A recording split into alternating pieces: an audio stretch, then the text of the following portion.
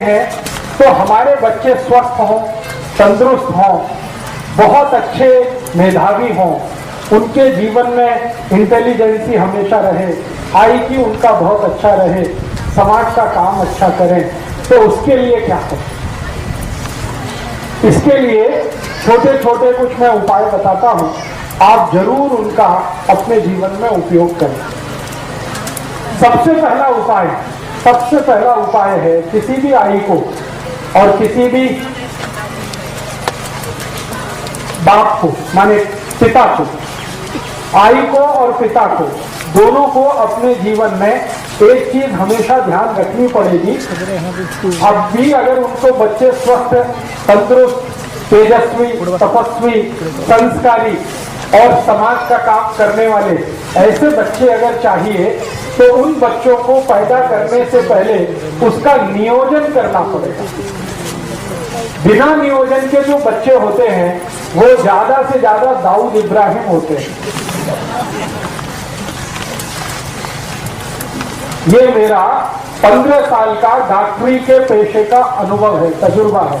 मेरे पास बहुत सारे मरीज आते हैं जिनको अपने बच्चों से त्रास है और वो बच्चे इतने त्रासवादी हैं, आई वड़िल को पीटते, आई कुछ बोले उसको मारते, वड़िल कुछ बोले उसको मारते, आई वड़िल के कंट्रोल में नहीं रहते। जब उन बच्चों के बारे में मैं पूरी हिस्ट्री लेता हूं तो अंत में जाके पता चलता है कि वो बिना नियोजन के उत्पन्न हुए,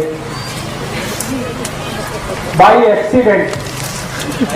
हाँ, तो मेरा आप सभी को ये विनम्र निवेदन है कि जिनको अपने बच्चे तेजस्वी, तपस्वी, संस्कारी, समाजकर्मी, राष्ट्रवादी, धर्म के प्रति श्रद्धा रखने वाले, आई वड़िल की सेवा करने वाले ऐसे बच्चे अगर चाहिए तो उसके लिए नियोजन करना पड़ेगा।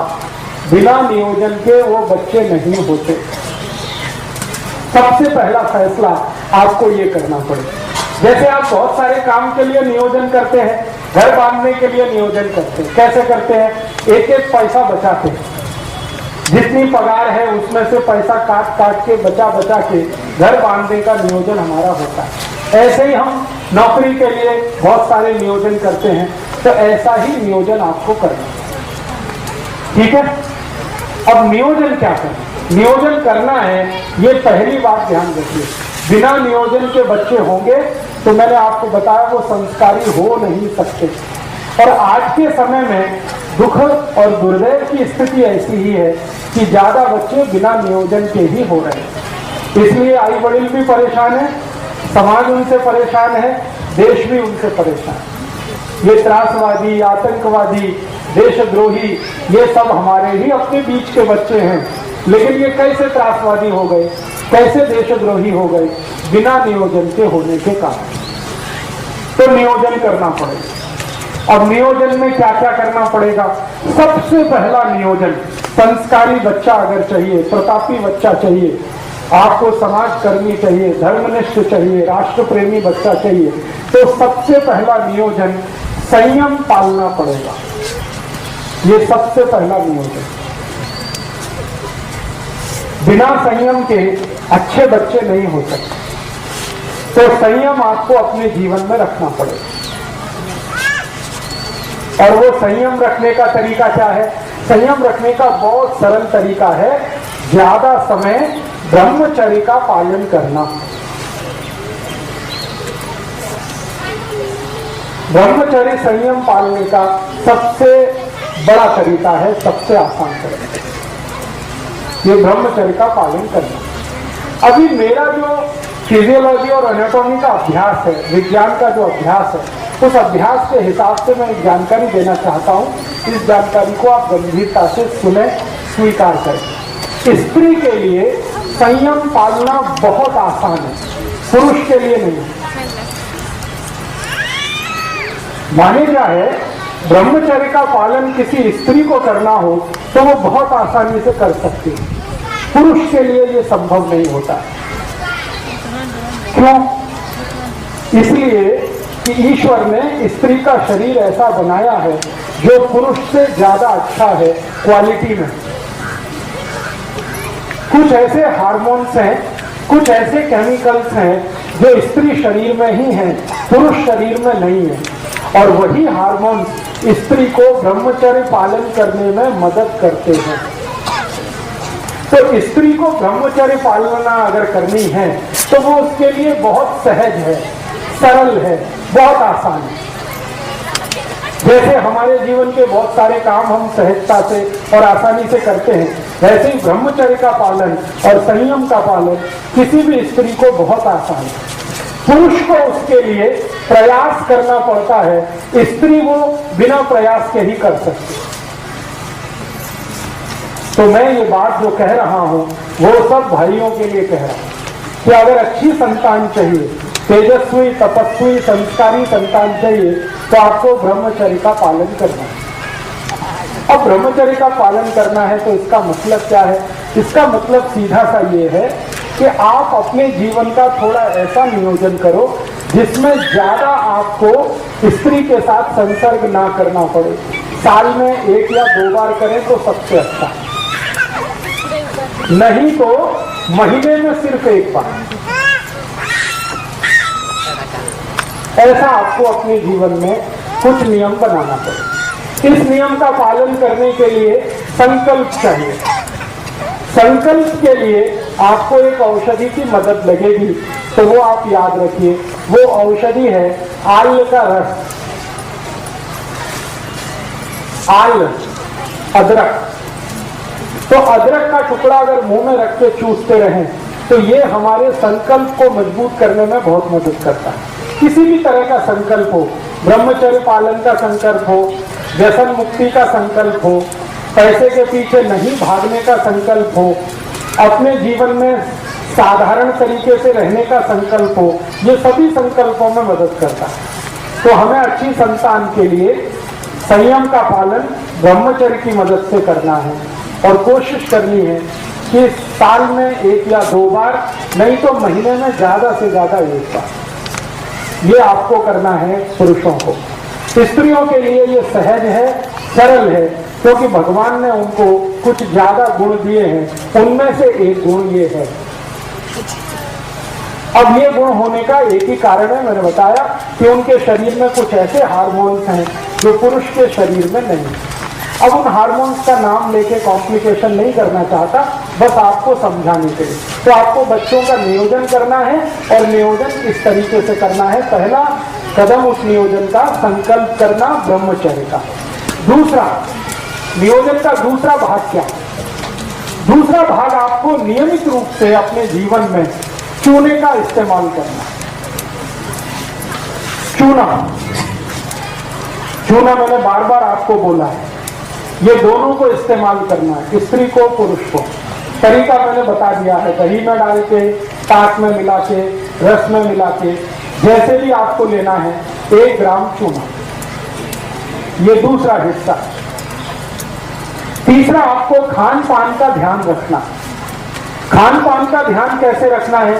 अगर आपको आपके जीवन में ऐसे बच्चे चाहिए जो छत्रपति शिवाजी महाराज जैसे हों, राणा प्रताप जैसे हों, तो खान पान का बहुत आवश्यक ध्यान रखना पड़ेगा।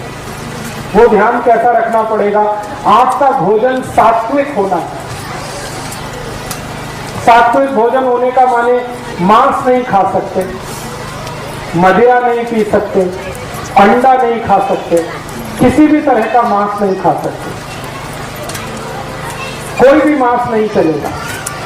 तो सात्विक भोजन का माने निरामिष भोजन, सात्विक भोजन का माने शाकाहारी भोजन, सात्विक भोजन का माने बगैर अंडे का भोजन।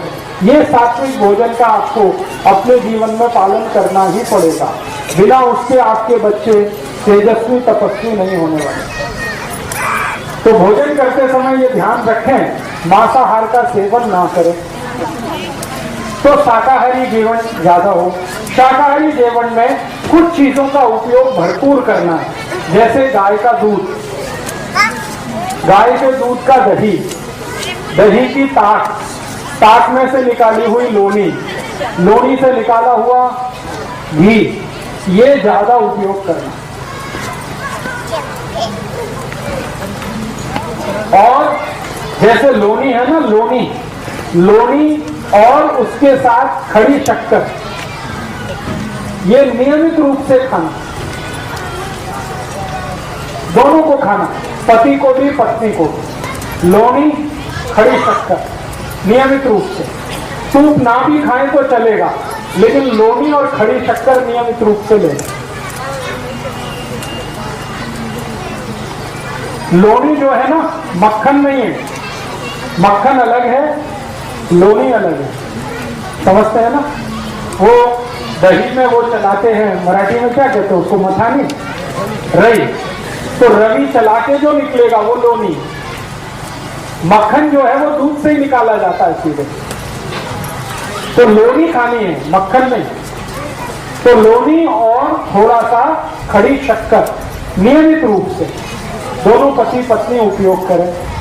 कितना लें, मात्रा कितनी हो, कम से कम 25 ग्राम लोनी और 5 से 10 ग्राम खड़ी शक्कर।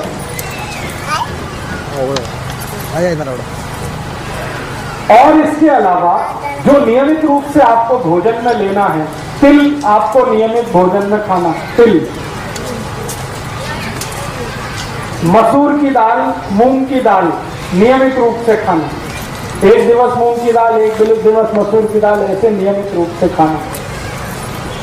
और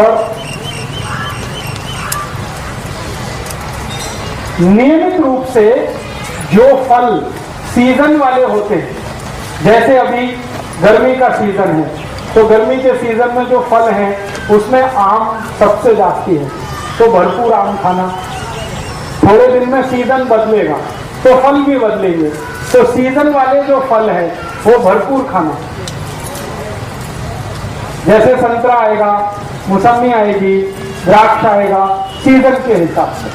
तो अभी आम है, आम के बाद कुछ, फिर उसके बाद कुछ, उसके बाद कुछ, तो ये सीजन वाले फल भरपूर खाना है। और फल कभी भी भोजन के साथ नहीं खाना है, अकेले खाना। केला हो, दूसरे फल हो, वो भोजन के साथ नहीं, अलग से खाना। जैसे भोजन किया उसके 2 तास बाद या 2 तास पहले फल खाना, या तो फल सुबह सुबह नाश्ते में भरपेट खाना, वो सबसे अच्छा है।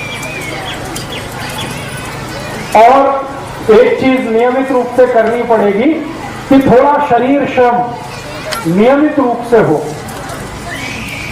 पति का भी पत्नी का भी। पति का शरीर श्रम क्या होना और पत्नी का क्या होना, इसके लिए 2 अलग अलग विभाजन हैं हमारे शास्त्रों में। पत्नी के लिए शरीर श्रम ऐसा होना जिसमें पेट का हिस्सा, जिसको गर्भाशय कहते हैं, उसमें बार बार मूवमेंट आए, ऐसा श्रम हमें होना पत्नी के लिए, स्त्री के लिए। तो वो क्या करना है, जैसे वो चटनी बनाते हैं ना, चटनी, तो चटनी अगर मिक्सी में बनाएंगे तो शरीर का श्रम नहीं है, लेकिन हाथ से बनाएंगे तो शरीर का श्रम है।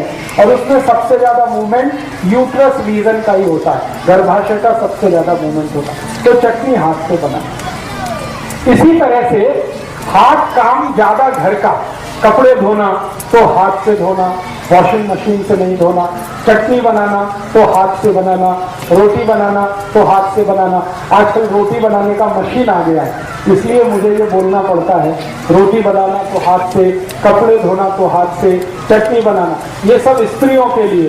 और एक बहुत अच्छा श्रम है, अगर आप सब करेंगे तो बहुत अच्छी संतान आपको होने वाली है। वो श्रम क्या है, चाकी चलाना, क्या बोलते हैं उसको, जाता। यस, जो भी ताई, जो भी आई इसको चला सके दिन में 15 मिनट, जास्ती नहीं, बस 15 मिनट, उसकी संतान सबसे स्वस्थ और सबसे अच्छी होने वाली है। ये चलाने का। अब इसको चलाने से होता है कुछ भी नहीं है, एक ही काम होता है, हमारा जो गर्भाशय का क्षेत्र है उसका सबसे ज्यादा मूवमेंट इसी पोजीशन में होता है जब हम ये चलाते हैं। मैंने थोड़ा अभ्यास किया, अपने पुराने जमाने की जो आई है, जो जाता चलाती है, सबके बच्चे स्वस्थ और तंदुरुस्त। मेरी आई मेरे बारे में बताती है, मेरा और मेरा एक छोटा भाऊ है, हम दोनों का जन्म मेरी आई ने 8 महीने लगातार जाता चला है। हमारे घर में एक परंपरा है कि जो आटा होता है वो ताजा खाना, तो जाते से ही संभव है, वो बाहर से पिसा के नहीं लाना। तो वो परंपरा के कारण मैं, मेरे भाऊ का, दोनों का जन्म हुआ है और मैं जब से जन्म हुआ बीमार नहीं पड़ता, मेरा भाऊ भी बीमार आसानी से नहीं पड़ता। मेरे घर में मेरी आई को बहुत बार मैंने पूछा, तब उसने ये बताया कि जाता का परिणाम। मेरा जन्म नॉर्मल डिलीवरी से हुआ, मेरे भाऊ का भी जन्म नॉर्मल डिलीवरी से हुआ, घर में हुआ। मेरी अज्जी ने हम दोनों का जन्म कराया, डॉक्टर को नहीं बुलाया। मेरी अज्जी पढ़ी लिखी नहीं थी, दोनों का जन्म उसने आसानी से करा दिया। वो एक ही कारण, जाता। तो आपके घर में अगर जाता लेके आए बहुत अच्छा है, मिलता है ना अभी। हाँ, बहुत ज्यादा महंगा नहीं है, 50-60 रुपए में या 100 रुपए में मिल जाता है। तो आप उसको नियमित रूप से 15 मिनट, जास्ती नहीं 15 मिनट चलाएं। स्त्रियों के लिए। पुरुषों के लिए शरीर श्रम क्या करना है? पुरुषों के लिए शरीर श्रम सबसे आवश्यक है कि आप थोड़ा दिन अगर चाहते हैं कि स्वस्थ संतान हो तो नागर चलाना।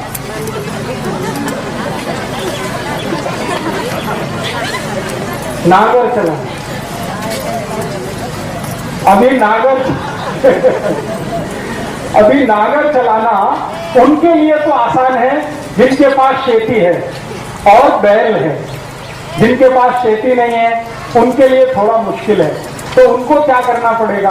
नौकरी करते हैं बैंक में, बीमा कंपनी में, अभी तो हम नागर नहीं चला सकते, तो उसके बराबर का एक दूसरा श्रम है, उसी के जैसा श्रम है, सीढ़ियां चढ़ना और उतरना। अगर कर सकते हैं तो बहुत अच्छा है, नहीं कर सकते तो तीसरा और आखिरी श्रम है जास्ती पैदल चलना। पैदल चलना, एक दिन में 4-5 किलोमीटर पैदल चलने का आदत डालिए। हर समय मोटरसाइकिल पे चले, कार में चले, वो अच्छा नहीं। थोड़ा 5-7 किलोमीटर पैदल चलने का अभ्यास हो, नहीं तो नागर चलाने का हो, नहीं तो सीढ़ियां चढ़ने। तो पुरुषों के लिए इस तरह का श्रम है, स्त्रियों के लिए जाता चलाना, चटनी बनाना, कपड़े धोना, ये सब श्रम अगर हम करें तो संतान आपकी स्वस्थ, तंदुरुस्त और बहुत तेजस्वी और तपस्वी होने वाली है। तो ये नियोजन के कुछ काम हैं। और एक काम करना है हमें नियोजन के लिए, बहुत आवश्यक है वो। और वो नियोजन इस तरह का करना है कि हमारे जीवन में, वैसे तो ये बात बताना ठीक नहीं, लेकिन फिर भी मैं बताना चाहता हूं। बहुत बार ऐसे मुझे पेशेंट आते हैं, वो मुझे कहते हैं कि राजीव भाई हमारे शरीर का रंग तो अच्छा नहीं है, काला है, थोड़ा डार्क है, लेकिन हमको हमारी संतान चाहिए, उसका रंग साफ होना। अभी क्या करें? ऐसे बहुत लोग आते हैं। तो मैं कहता हूँ ये बेकार का बात है। फिर भी वो कहते हैं नहीं, कुछ तो औषध बताओ। तो इसकी औषध ये की है कि जो भी अपने संतान का रंग साफ चाहते हैं, थोड़ा व्हाइटिश कलर चाहते हैं, रंग उसका अच्छा फेयर कलर चाहते हैं, भले उनका रंग अच्छा नहीं है, तो वो नियमित रूप से स्त्री और पुरुष हड़द का दूध पीते रहना। रात्रि को दूध में हड़द मिला के पीते रहना, थोड़ा सा उसमें दूध भी डालो। तो दूध, हड़द और दूध जो भी नियमित रूप से पिए, सभी के बच्चे उनसे ज्यादा अच्छे रंग वाले होते हैं। तो ये नियोजन का एक हिस्सा है। और एक हिस्सा है कि आपके बच्चों की बुद्धि कभी भी तेज रहे, तीव्र रहे, मंदी मंद ना हो, कभी भी उनकी बुद्धि तेज रहे, तेजस्वी रहे, आईक्यू उनका अच्छा रहे, मति मंदता कभी भी ना आए। तो आप और एक छोटा सा नियोजन करना, और वो नियोजन बस वही है जो मैं बार बार पहले कह चुका हूँ, दही चूना मिला के खाते रहना, गाय के दूध का दही बनाना, चांदी के बर्तन में उसको दही जमाना, सकाड़ी उसको दही को चूना मिला के खाना। गाय माने देशी गाय, जर्सी। तो मति मंदता नहीं आए, बच्चों में स्वस्थ रहे, तेजस्वी रहे, तपस्वी रहे, सद्भावी हो, सद्विचारी हो, इसके लिए कुछ छोटे छोटे नियोजन। और एक छोटा सा नियोजन, वो नियोजन क्या है? नियोजन एक ही है कि हमें अच्छी सुदीर्घ जीवन वाली तेजस्वी जीवन वाली संतान चाहिए, स्त्री हो या पुरुष, मुलगी हो या मूला, संतान तेजस्वी तपस्वी चाहिए। तो एक नियोजन जरूर ध्यान रखना है कि हमारे जो पति और पत्नी हैं वो आपस में जब संसर्ग करें तो पत्नी का मासिक चक्र पूरा होने के बाद, पत्नी का मासिक चक्र पूरा होने के बाद या पत्नी का मासिक चक्र शुरू होने वाले दिन से 10 दिन छोड़कर, पत्नी का मासिक चक्र शुरू होने वाले दिन से 10 दिन बाद और 17 दिन के पहले या 18 दिन के पहले, बीच का ये 7-8 दिन का जो समय है, इसी समय में एक दूसरे के साथ संसर्ग करें तो सबसे ज्यादा तेजस्वी और तपस्वी संतान होगी। पत्नी के मासिक धर्म के शुरू होने वाले दिन को गिनकर 10वें दिन से 18वें दिन के बीच का जो समय है, यही सबसे अच्छा समय है तेजस्वी और तपस्वी संतान का। वही 7-8 दिन का समय है। अब इसमें 2 तरह के दिन आएंगे, एक सम होंगे, एक विषम होंगे। जैसे 10वां दिन सम, 11वां विषम, 12वां सम, 13वां विषम, 14वां सम, 15वां विषम, 16वां सम, 17वां विषम, 18वां सम। तो जो सम दिन है उनमें अगर आप संसर्ग करेंगे तो 99% पुत्र होगा और विषम वाले दिन में संसर्ग करेंगे तो 99% पुत्री होगी।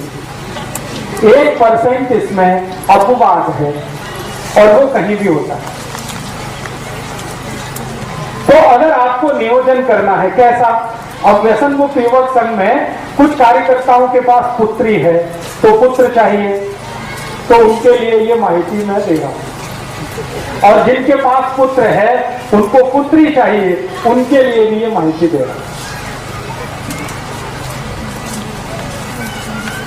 सम दिन में जाएंगे तो पुत्र, विषम दिन में जाएंगे तो पुत्री। और एक और माहिती इसी नियोजन के लिए, आप जानते हैं महीने के 2 पक्ष होते हैं, एक शुक्ल पक्ष और दूसरा, तो जो शुक्ल पक्ष है, इस शुक्ल पक्ष के दिनों में अगर आप संसर्ग के लिए जाते हैं तो 99% आपके बेटे या बेटी का जन्म जो होने वाला है वो बहुत प्रतापी, तेजस्वी, लड़ने वाला, भिड़ने वाला होगा। छत्रपति शिवाजी, राणा प्रताप, ऐसे जो हमारे देश में भगत सिंह, ऊधम सिंह, चंद्रशेखर आजाद, ये सब शुक्ल पक्ष वाले लोग हैं। शुक्ल पक्ष आप समझते हैं, जब चंद्रमा लगातार बढ़ता हुआ होता है। और कृष्ण पक्ष उसका उल्टा।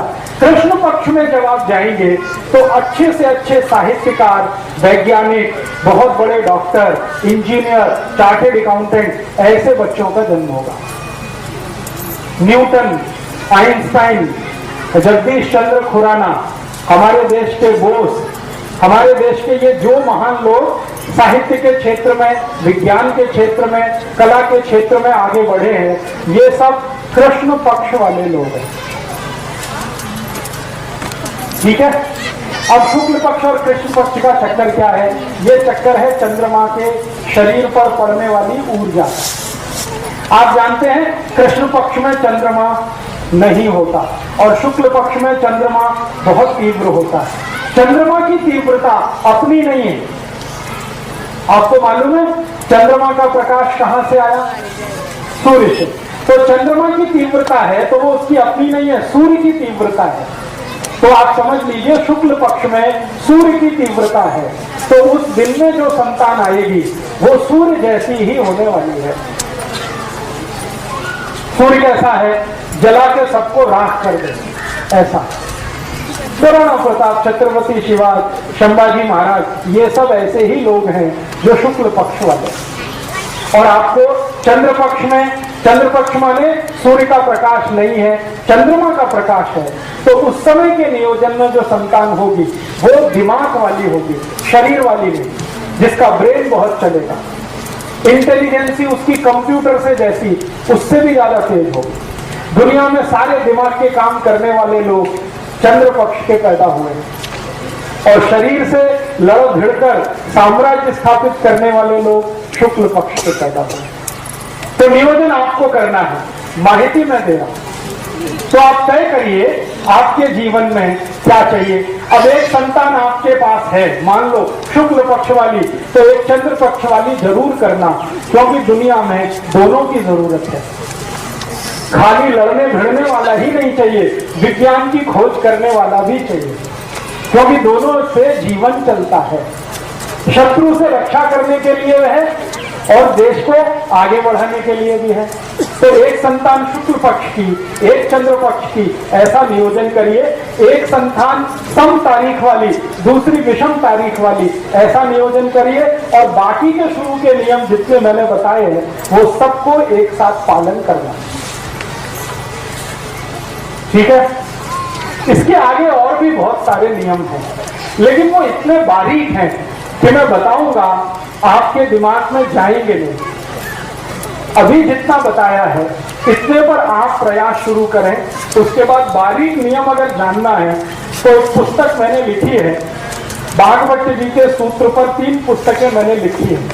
स्वदेशी चिकित्सा भागवत अष्टांग हृदय के आधार पर भाग 1, 2, 3 बारीक बातें हैं, उनसे पढ़ सकते हैं। मोटी जितनी बात है वो मैंने आपको बताई। तो ठीक है, मैंने कुछ माहिती दी है, आपके समझ में आई है कुछ? तो बहुत अच्छा। अगर आप ये समझ पाएंगे तो बहुत अच्छा है। एक बात को मैं फिर रिपीट करता हूं, इसको हमेशा याद रखिएगा कि आपकी संतान अच्छी हो, तेजस्वी हो, तपस्वी हो, तो खान पान में जितने नियम बताए हैं एक बराबर याद रखना। लोनी और खड़ी शक्कर ये रोज खाना। लोनी आप समझते ही हैं, खड़ी शक्कर आपको माहिती है। लोनी और खड़ी शक्कर रोज खाना, दोनों को खाना, पति को भी पत्नी को भी। जी।